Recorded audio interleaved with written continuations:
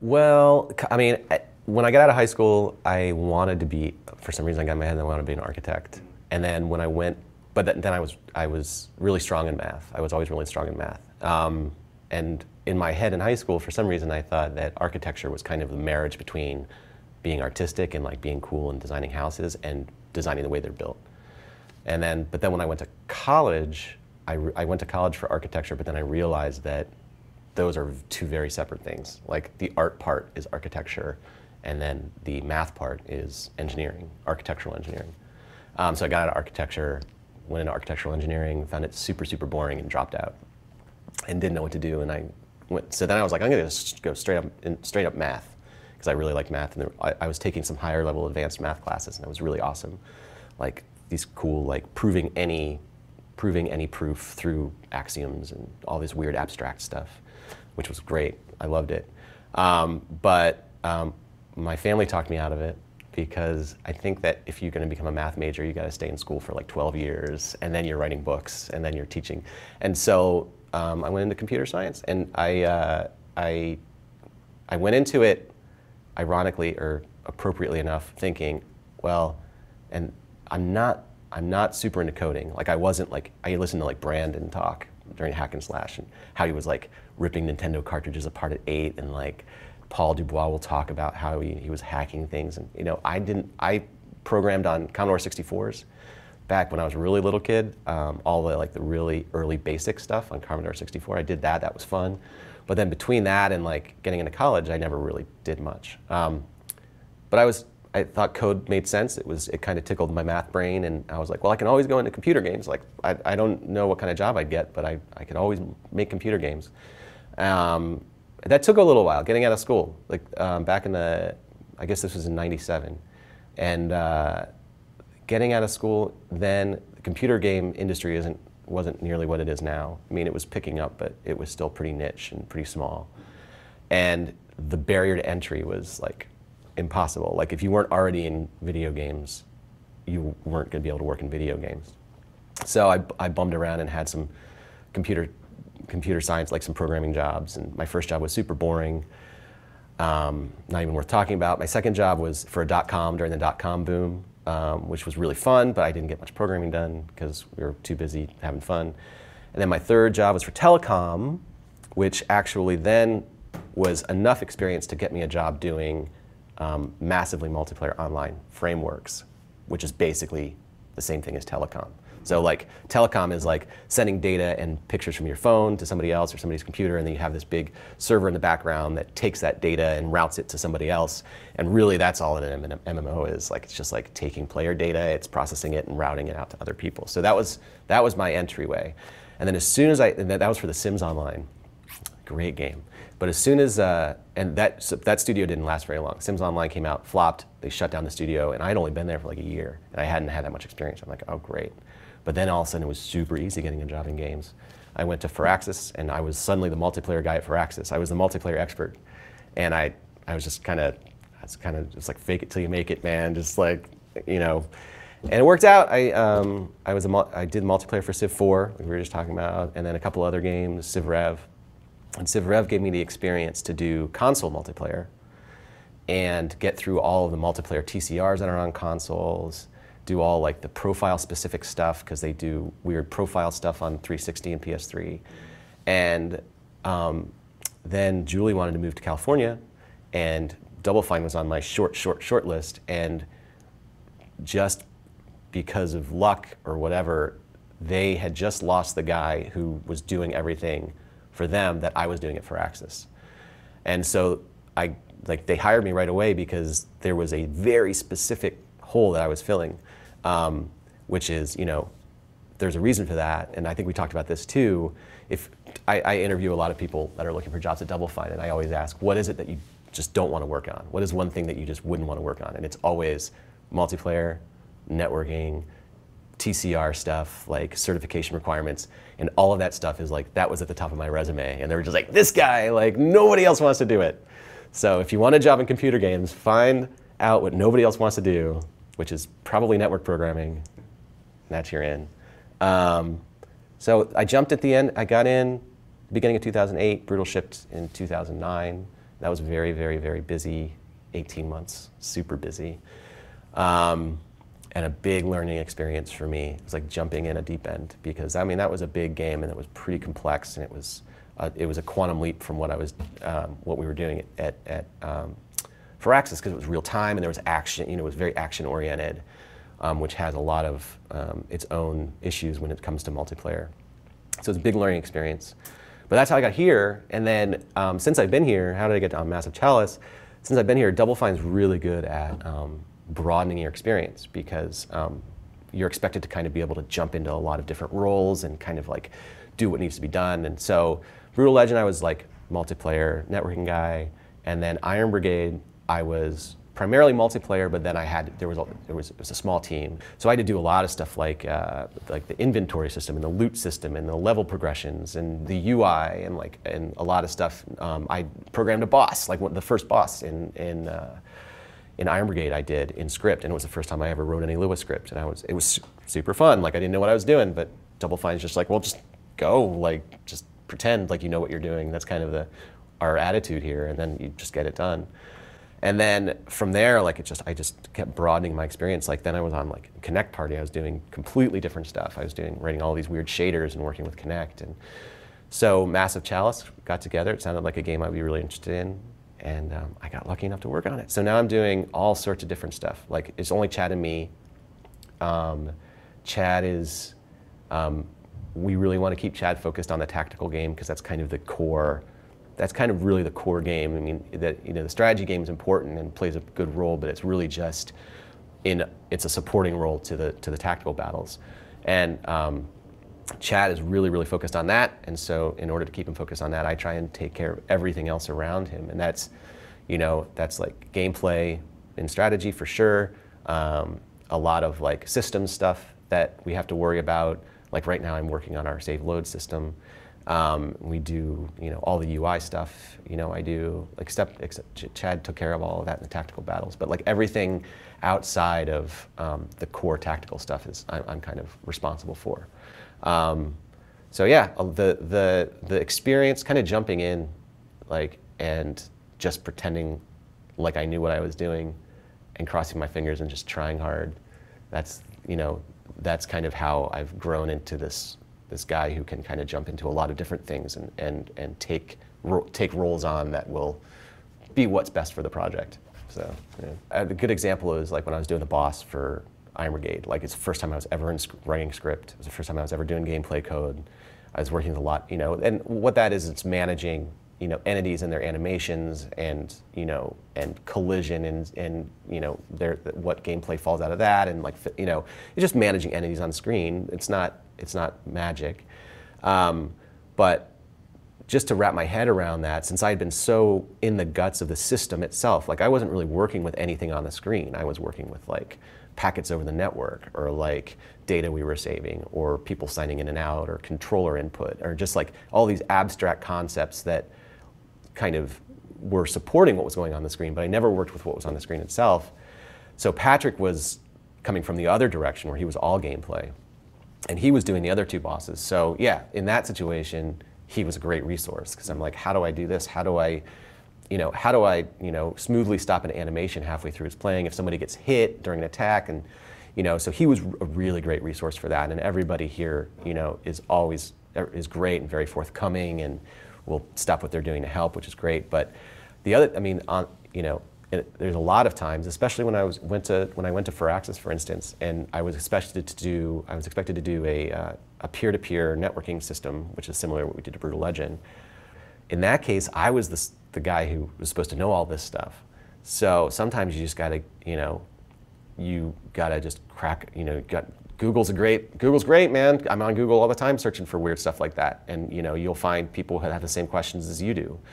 Or you just take whatever tools you're using, like Xbox Live and the PlayStation Network and all of that have a lot of examples that you can just dig into and look, and you just kind of have to see what's available to you and dig in. If nobody else is there, you can't be scared of doing that. Like the one thing that'll kill you is if you're like, wow, this seems really complicated, I don't think I can do it. And if you get that mindset in your head, then there's tons of complicated stuff that come in with games. Like it's crazy complicated. A lot of it, there's a smaller barrier of entry now because of, a lot of, because of Unity is a great tool. Like Unity will let you just jump in and start manipulating what's on screen, and it'll let you have a really cool starting place where you get a lot of feedback right away. But then you can get deeper and deeper and deeper and deeper and deeper into it, and the knowledge that you can gain if you dig in is immense. The amount of knowledge. So don't be scared to jump in. Like that's kind of what my approach has always been. And like I've been forced, like my hand's been forced, where it's just like, well, you're the multiplayer guy for Civ 4 now, so you better figure it out because nobody else is working on it. Like if you're not going to work on it, nobody's going to do it. So I mean, I was the guy that had to do that. Same with Brutal Legend. Like nobody else. Like there was a system here they could play on the LAN from the last guy. They could play on the LAN, and there was a system in place where the big thing is that the game was set up to work as a multiplayer game. That was very important. We could never have gotten it done if I had come only 18 months before release and it was just a single player game. So there was a lot of work that had been done in the game to make it well suited to be a multiplayer game. But then I was the one who had to jump in and figure out all of like the guts underneath of it that was going to actually provide like networked data. Nobody else was going to do it. It was just all me. So sometimes you get put in that position, especially in smaller companies. So bringing things back to Massive Chalice, Mm-hmm. I mean, you're sort of faced with like a whole new set of things you've never really worked on before, right? Yeah. And it's like, that's... Well, but not, so this, I guess with Massive Chalice, what the big difference is that both Chad and I aren't really trying to do anything major to the engine. We're not adding any major new features to the engine. I mean, the Buddha engine right now is great. It's super flexible. I mean, that's where we get all of our AF projects from. And there are some projects like Costume Quest 2, for example, that are doing a ton of systems work because they're trying to get it to work on Xbox One and PS4. And that's, I mean, they have to get it working with DirectX 11. I mean, they have to make it 64-bit. So that is a ton of investment in the engine, an incredible investment in the engine. And we have Dave Farrell, Oliver, Paul, lots of people just focused on the engine. And that's an incredible investment, and a lot of money and time is taken to do that. But with Massive Chalice, Chad and I are like, we have a small budget, a tiny team, 2 programmers. I mean, we're not going to be able to make any big, improvements to the engine. We can make them opportunistically if we need them, and if they're good, we can always roll them up into the main trunk that all of our projects are seeded from. But that's the one thing we've really decided to do is like, we're going to focus on the gameplay. We're going to like use what's there and just focus on the gameplay, which was really different from me because, with Connect Party, for instance, it was working with the Connect and getting all of that crazy Connect data and processing that as, input. And so there's a lot of systems work. And then Iron Brigade before that was also a lot of systems work. But Massive Chalice has elevated Chad and I to where we were almost completely working in script, which was totally new for me. The only time I had done script was going back to the boss battle. No systems work at all, barely any. And so it was, for the first month on Massive Chalice, I think, it was just me trying to wrap my head around Lua. Like what is, it's so different from C++. What makes it good? Why do people choose to use it rather than go into the engine and do this? You can write this logic in the engine. Why not do it there? And it was a really enlightening week for me, or month for me, because like getting stuff up and running in Lua is so fast. It's crazy fast. Like C++, you have to build like, we have to build our interface, and we have to build these private members, and we have to build accessors to those private members, and then we have to, we're going to extend our interface. There's all of this architecture that goes over it. And really C++ is a language that's meant to be for larger systems, to be extended in different ways. It's not so good if you're just trying to get something very specific done very quickly. It's not a great language to use. But Lua is this, you want to create a new, you want to create a new group of people. You want to create the concept of a character.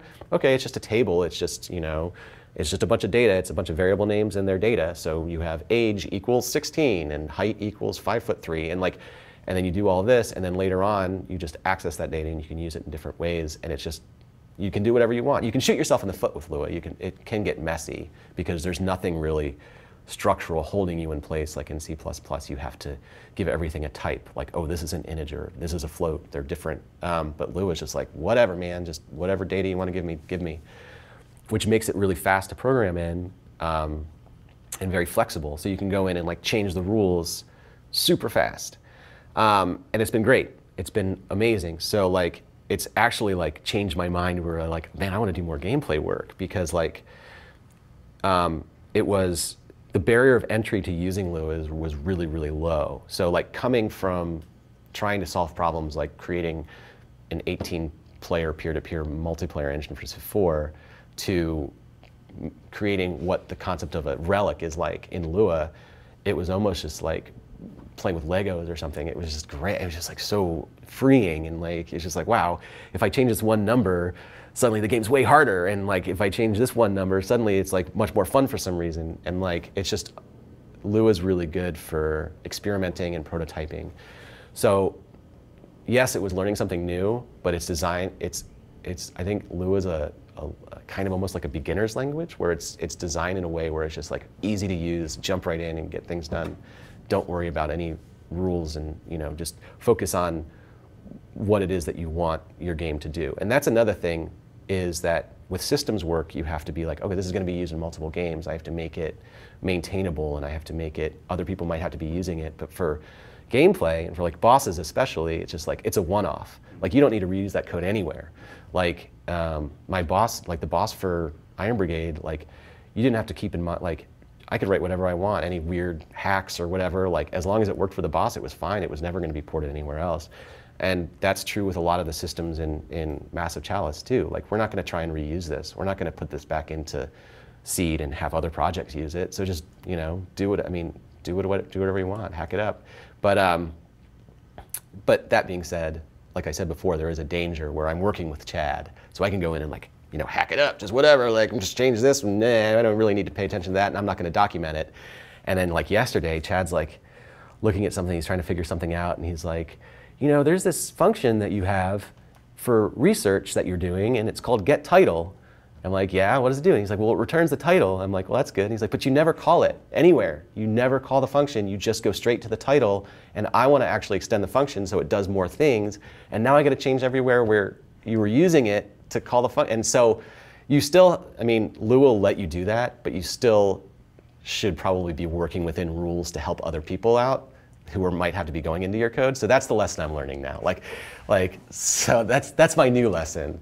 So I learned how to use Lua, but now working with Chad, now I kind of have to use it well. So that's kind of my new lesson. So always learning, always learning. So it sounds like just a big difference between, you're saying systems and scripting. Yeah. So it's like foundational stuff, and then the stuff that is goes on top of it. On top of the foundational stuff. Yeah. And I definitely see how the scripting aspect would be more fun. Yeah, that's why a lot of people get into games, because that's where they want to, that's what they want to do. Patrick Hackett, he never wanted to work on systems because he always wanted to play and prototype and see things right away, and it's fun, it's super fun, and you don't really have to start from a seed like you do in a big multiplayer engine. You can just, I think we wrote the seed of our character in just a little bit, and we were able to in an hour we were able to age him, give him make him die of old age, and make them have kids and pass on their traits and all that stuff that we wanted to do. It was just right. It was super fast. It was right there. You didn't we're never gonna have to reuse our trait system. So just get it working for the character right now, and it was fun. It was immediate. You get to see it right away. The first time a baby was born, and you could see that it had its mom's hair color. It was just it was great. It's so satisfying, and just to see the work, something in your mind go into script and then onto the screen so fast that I think it's a lot of why most people get into games, because just to be able to do that with the tools today is super fast.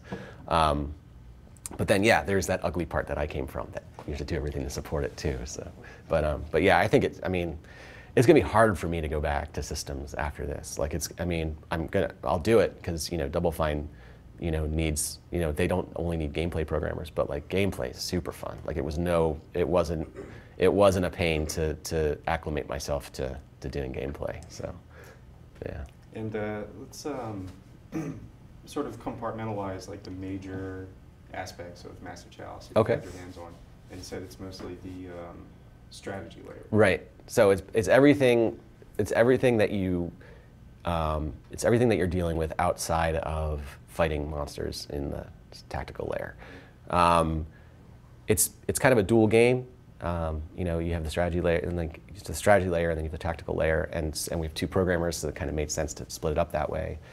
So managing all of that, and managing like the active timeline, is kind of everything that I've been doing. And then apart from that, that's everything I've been doing in gameplay. But then apart from that, I've been trying to take on a lot of the systems work in terms of like UI and kind of save load and kind of the stuff that you need to work under the hood for it to be a game that actually works. So hopefully all the stuff that you won't notice as you're playing, like that's kind of the systems work that I've been doing. It sounds like a very mechanical system, almost like you're turning a handle. It's amazing, gears or dude. It's advancing. and so that's Brad's bread and butter, right? Like that. It's interesting that that Brad works, and it's testament to Tim and Double Fine's vision, where Tim is totally narrative, not mechanical numbers driven at all. Like he wants to tell story and wants to give you puzzles, but Brad is all about numbers. He's all about like having a million knobs at his disposal and being able to tune them and create different experiences. And what's good about a mechanical system is that once you have that system in place, once you have your, the timeline running and people being affected by it, once that system's in place, like that's it. Like then it's just numbers. Then it's just like, oh, characters are living a little bit too long. You just turn that knob down a little bit, and it's whoa, the game's way harder now. Like we're gonna turn it back up a little bit. And so a mechanically driven game, once you get those systems in place, it's really amazing to iterate on because there's almost no work at all. Like Brad can do it all on his own. He's got a spreadsheet of numbers that he can change. He can have or double or whatever, and then try it out, and then. In fact, we've given ourselves, I think, 4 weeks prior to when we want to go to early access or release, where we're gonna just sit there and play and tune the numbers. And so, I mean, I think you probably end up getting more bang for your buck that way, as long as the core of the game is compelling. You can put, and Master Chalice has a lot of numbers, but I mean, that's a lot of different ways to make the game feel really different. And yeah, you change one of those and the game immediately feels different. With Tim's approach, it's tough because everything is customized. Everything is a custom experience that was crafted just for that one moment. But like for Brad's approach and the mechanical approach, it's kind of the moments that happen, like the special moments that happen, are almost a product of the numbers underneath of it, and it's almost emergent, where like things will happen, you'd be like, whoa, I've never seen that happen before, that was so cool. And there's always that risk where the core gameplay isn't there, or the numbers are wrong, and like the experience is actually really bad. But the one thing that we noticed really early on is that the core idea of this game, in terms of generations and relationships and families and bloodlines and all of that, was immediately fun. Like it was just like, wow, this is compelling and fun and awesome, and I've never really played anything like it before. And so it's good that the seed of the idea that is still in documents, we still have those documents where John Burnhelm and Brad were putting together, how many people in your party, and how do people age, and how do you manage this and how do you manage that, and what does it mean to be a regent? Like, can you replace a regent? And all of those really early design ideas just were really, really solid. And now that they've all been implemented going forward, it's mostly just tuning those numbers. And that's what you get when you do a mechanically driven game. You get that advantage at the end. Okay, so this is the very beginning of the game if you don't go through the tutorial bit at the beginning, which we have all these debug tools so I can just jump into the game. here's where you can retire people. So here's everybody that here's all the people in your nation that you can either fight with or retire with.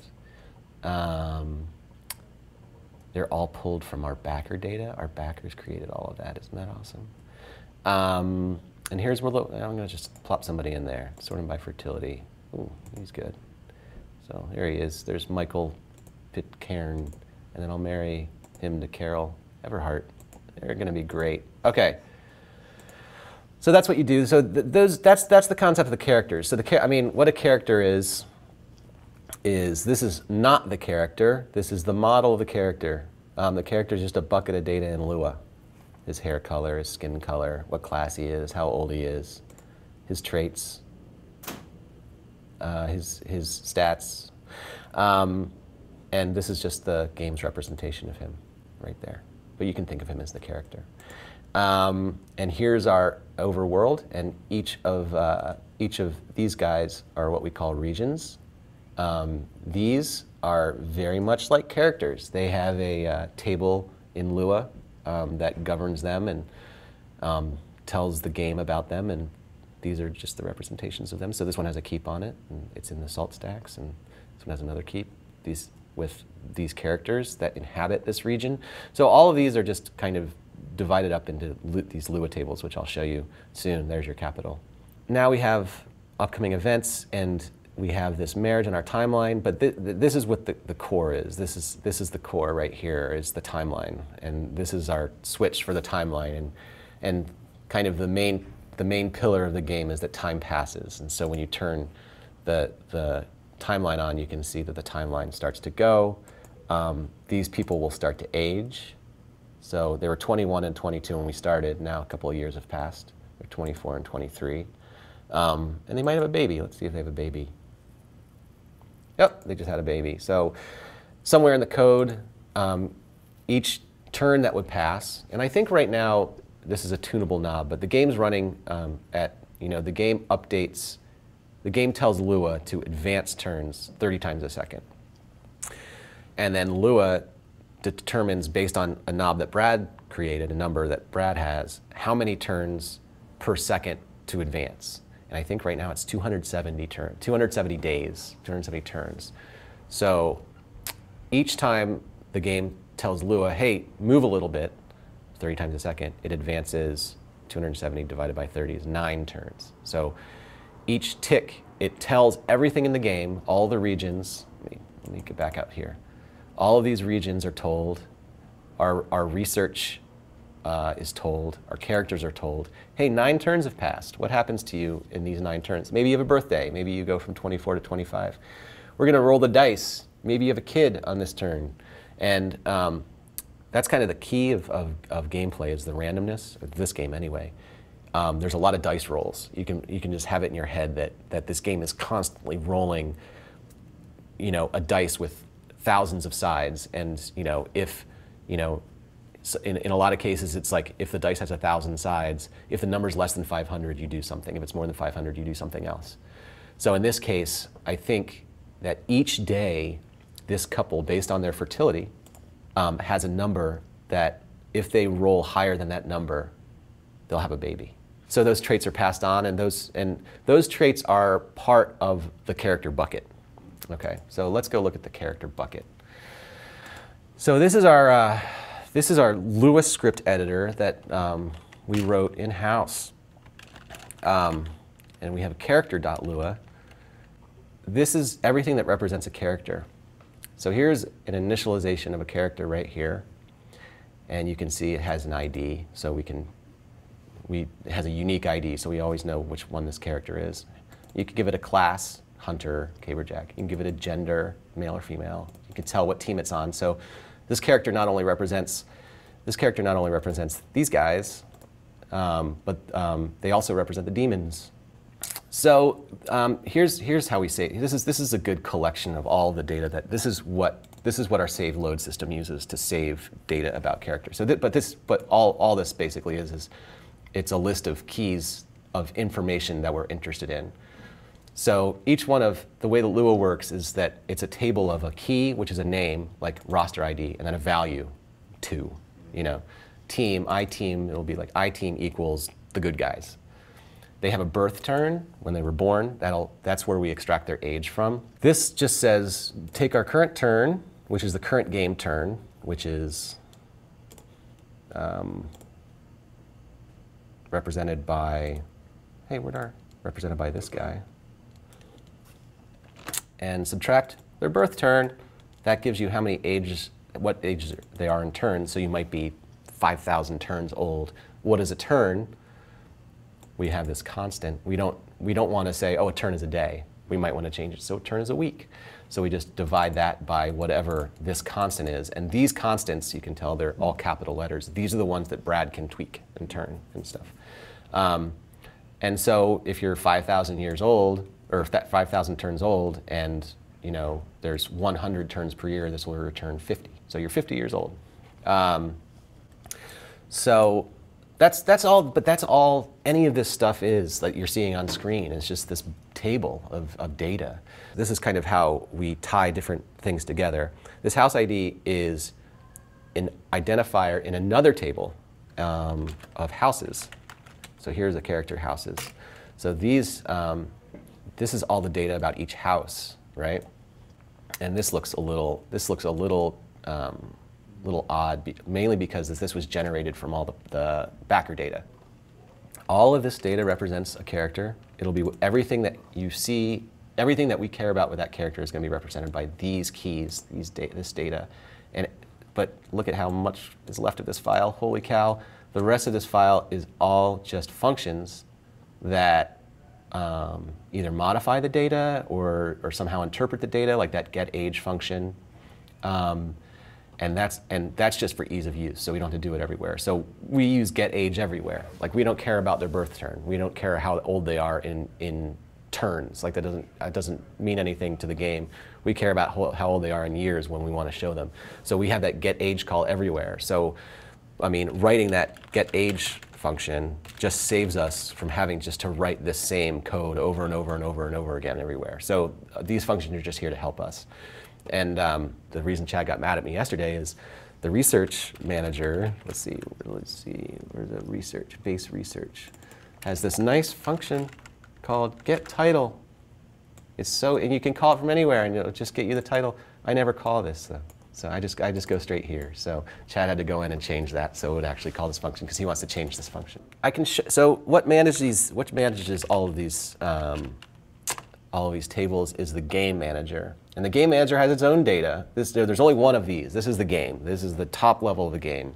And he has these different managers. He has a manager that governs attacks. He has a manager that governs characters, a manager that governs regions, random events, research. So it's just division of labor, so it's not all clumped together in the same thing. So we have these managers, each of which care about the passage of time. This is what gets ticked. So this is what the game tells the code which is over here. This is the C++ code. So this is kind of what talks to what tells our Lua to go. But this part of the game, this is the engine, and it tells. So every tick, it says, oh, advance the time if it's going. So this will call advanced strategy turn in our game manager, which is right here. And this tells how many turns we should advance. Like I was saying before, right now I think we do 9 turns a tick, 270 turns a year. So this will say, this will come through, and all it really will do is it'll check to see if you won, first of all. And if you won, it'll pop up a title and description. It's very anticlimactic if you win the game right now. Very anticlimactic. We're still putting that in. It just says, hey, you won. And then it shuts down the game. But then all it really does is it tells each manager, hey, research, advance me 9 turns. Hey, random events, advance 9 turns. Hey, scheduled events, do this. Attack manager, advance. Character manager, advance 9 turns. So what does the character manager do with that information? Advance turns. It goes through its roster, and the roster is our main table that holds all of the characters. Not only the alive characters, all the characters, which I need to talk to Chad about because that table's going to get really big. And says for each character, man, just tell that character. Advance turns, I don't care what you do with it. So then you get down to character, advance turns. And so for each character, it says, okay, I'm advancing 9 turns. I'm 9 turns older. Am I dead? No. So if you're dead, I don't care that time advanced, I'm in the ground. So if I'm not dead, I'll check to see, could I have a baby? Maybe I have come of age. Maybe I'm 15 years old now and I can go fight. Maybe there's some traits, something like arthritis, for example, that only triggers when you're older. Am I triggering any traits? And then the strategy advanced turn does some other work. This gets a little bit grittier, but this will advance buffs. This will add experience to scholars. I didn't even think we were doing this anymore, but if you're a scholar, you get a slow trickle of experience from being in the Scholars Guild. I think that's going to get removed. And then if you're not of age, so if you're a kid and you're still in training, see, these are comments. This is documentation. We don't have enough of this. I mean, a lot of companies will be like, there's almost no documentation in here. You gotta get some coding standards and documentation, but Double Fine, no, man, we don't do that. So that's non-affected code. It's just yeah. Oh, good point. Great point. Yeah. See this dash dash. Let's see. Yeah, I'll open it for edit. Why not? Dash dash. This is a comment. I am green. So this doesn't affect any code at all. But if I just type this is a comment. This makes no sense. Then then the script, then the interpreter will come through and be like, I don't know what this means. And these words that are blue, these are keywords in the language. So, if is a keyword, while is a keyword, for, local means define a variable like this. Nil means it doesn't exist. So there's keywords that you can't use for variable names, for example. And that's why you see some blue words. So this just says, if we're not of age, and this is a function that we wrote somewhere else in this file, which basically is just like, are you younger than 15? Then, yeah. Or if you're older than 15, return true. So this says, if we're not 15, we should be in a keep. This should actually be an error because you always should be assigned to a keep when you're a kid.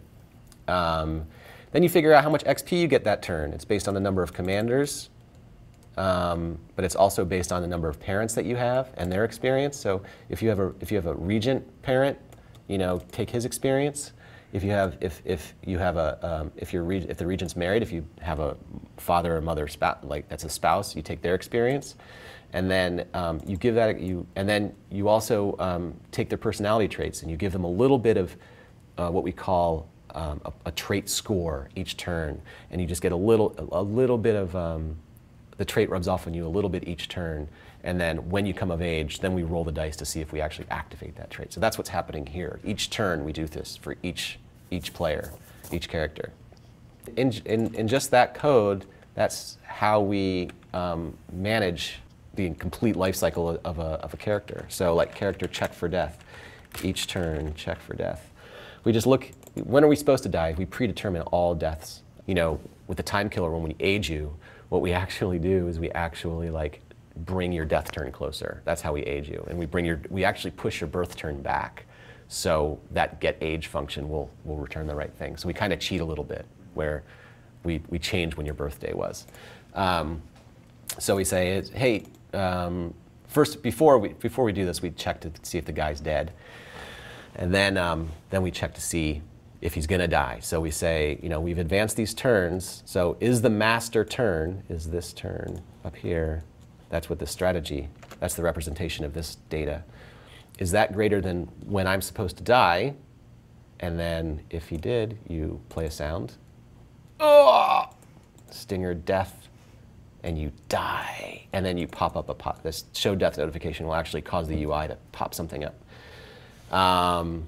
And that has its own rules that'll say, oh, was he a regent? If he was a regent, then we have to go in and do stuff in the keep. Did he have a relic? Then we have to pass on the relic. But as far as this check function is concerned, it's just tell the player I died. I don't want to worry about that. And then this function die will, maybe it just sets it to be alive as, be alive as false. Remembers when, and then, that's when we do the relic stuff. So yeah, this is just kind of what governs every entity in the game, not just characters, but one of these exists for regions. Each region will get ticked each turn. So the game manager just takes the timeline and is like, okay, tell everybody in my world that the timeline advanced a little bit. And every little entity type will react to that in their own way. And that's kind of how we have it all set up in here, where we have, characters. They'll relate to it differently than the keeps will, than the research will. And so the game manager doesn't want to be like, okay, I have to do all of this work where I care about what the characters do and I care about what the keeps do. It's just like it tosses that information over to another Lua table and just like, you worry about it. So that's kind of the division of labor and the division of data. It's kind of where it comes into. Yeah, like what do you think are some of the most valuable lessons you've learned just in your career so far? In terms of succeeding in the game industry or getting into the game industry? I mean, like... Or just best practices in terms of... Maybe just like day to day, like what keeps you going and, what keeps you happy in the career space. Yeah, I mean, you gotta, it's important. I mean, what keeps me happy really is, the people that you work with and the product that you're working on. Like, you have to really take pride in the game that you're working on or whatever project that you're on. You have to really want it to succeed. You have to be proud of it. You want it to come out and impress people, and that's really gratifying in the game industry, especially like the jobs that I've had before the game industry, like especially the ones where it's like work for hire and you're doing some boring stuff. You never hear any feedback, and it's hard to get excited about what you're doing. The game industry, it's easy because like you get all of this great feedback when your game comes out, and even if the game isn't everything you want it to be, there's still tons of people out there that love it and appreciate it. And, but especially with Massive Chalice, I mean, I really feel like this game is so much more than I thought it was going to be coming into it. That I'm really excited about releasing it, and I think that pride in the product causes your work to be better, causes you to, want to, make your work better and make yourself better to make the product better, because it definitely shows. It definitely shows. Like when a team really cares about a product, it comes through. You can see it. You can see it when a team phones it in too. I mean, it happens a lot with like licensed IP games where there'll be a company that'll be like, hey, just get a Superman game done or something, and this team's like, ugh. And you'll come up with a kind of a lackluster, mediocre game. But Double Fine is good in that we own everything we do. All the ideas are from within the company, and design input is taken from everyone, and so that makes everyone really invested about the product. And I think, but going forward, like I think that's something that's going to stick with me for the rest of my career. Is like find a way to be proud of what you're working on, and it won't only make the product better, but it'll make you better because you're learning from what you're doing day to day. The other side is I love the people I work with. Like these are all my team is like full of my best buddies. Like, and I love coming to work every day because it's great seeing them every day. It's great working towards something with people that you really like, and you have to respect them and their time and their work, and they'll respect yours. And I think that, like I said, yeah, there's going to be people that you're working with directly, people that are directly working in the same code that you wrote. Lots of people that are dependent on your code doing the things it's supposed to do. So like that kind of drives you to write, drives me to write, better code. Like if I was in a vacuum and I was just prototyping stuff, and prototyping a game of my own, to something that nobody else was going to touch, it would be like that code be messy as hell. And if it turned into something, if it grew into something more, I'd hate myself for doing it that way. But working with Chad, and with Brad, trying to write systems that he can go into Lua and write and use, enabling him, that makes you be a little bit more careful. Even though Lua is like the Wild West, you have to be a little bit careful in doing in really kind of arranging things well and documenting them so you can hand it off to other people, for sure. And especially, with the engine code, like stuff that's going to be reused in games, stuff that's going to be expected to power the AF projects, like get 3D games done in 2 weeks. I mean, there's going to be tons of people traipsing through your code, like teams that you're not even involved with. Like CQ2 is going through a lot of the stuff that I wrote for Brutal Legend, you know, and you have to, if that's what you're doing, then you have to be very, very, very careful. And a lot of places will, a lot of bigger organizations will have very strict coding standards, meaning, you must name your variable this way, and code reviews where you sit down with your peers and you go, before you can even submit the code, you're like, this is what I'm writing, tell me if you think there's a better way. Double Fine doesn't really do any of that at all. It kind of expects every person to, be accountable and responsible for their own area of code. And yeah, I mean, it's not like, oh, if you write messy code, you're going to pay the price and you're going to be, it's not that. It's just, you have to just do it to be respectful of everyone else's time, because it's a team effort. And so it's like, it's not something that you're just writing for yourself. So yeah, those are definitely the things that I've learned to be happy and successful at Double Fine. But in terms of like, in terms of making your way into the industry and kind of preparing yourself, I mean, there's a lot of things that you can do to start writing games at home now that wasn't even there when I started 12 years ago. But then I guess my big lesson in reflecting on how I got into the career is just like, even if you don't think you can do it, you just forge ahead and do your best and try, and you'll learn. Like, you just dig in and you learn. If you have someone there mentoring you and helping you, then take their help to heart, appreciate what they're doing. If you don't, push ahead. You can do it for sure. Like, there's nothing standing in your way.